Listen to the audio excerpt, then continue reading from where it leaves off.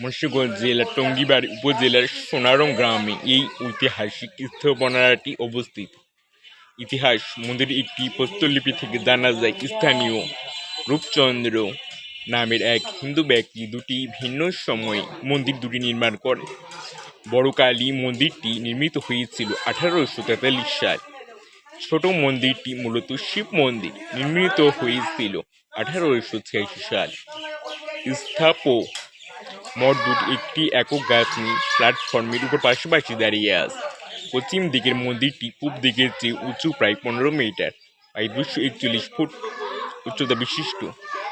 এগুলোর স্থাপত্যশৈলীতে অষ্টভুজ আকৃতির শিখর এবং কলস চূড়া দেখা যায়, যা চুনসুরকি দিয়ে তৈরি। বর্তমানে পর্যটন অধিদপ্তরের অধীনে থাকা স্থানটির সংস্কার কাজ চলছে। যেভাবে সোনারং মঠে আসবেন, ঢাকা থেকে সোনারং জোড়া মঠ দেখতে হলে প্রথমে মুন্সিগঞ্জ জেলার টঙ্গীবাড়ি উপজেলায় পৌঁছাতে হবে। ঢাকা থেকে মুন্সিগঞ্জ জেলার ঢাকার গুলিস্তান বা আবদুল্লাহপুর থেকে মাওয়াগামী বাসে চড়ে মুন্সিগঞ্জে টঙ্গীবাড়ি বাস স্ট্যান্ডে নামা যায়। সদরঘাট থেকে লঞ্চেও মুন্সিগঞ্জ যাওয়া যায়।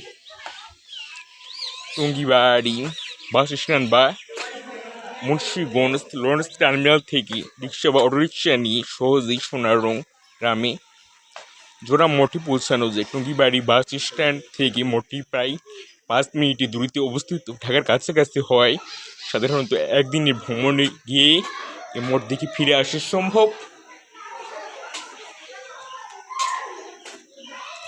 সোনারং জোড়া মঠ হল বাংলাদেশের মুন্সিগঞ্জ জেলার টঙ্গীবাড়ি উপজেলার সোনারং গ্রামে অবস্থিত অষ্টাদশ শতাব্দীর একটি প্রাচীন প্রত্নতাত্ত্বিক নিদর্শন। এটি মূলত জোড়া মন্দির হিসেবে পরিচিত, যদি স্থানীয়ভাবে এটি মঠ নামে পরিচিতি লাভ করেছে।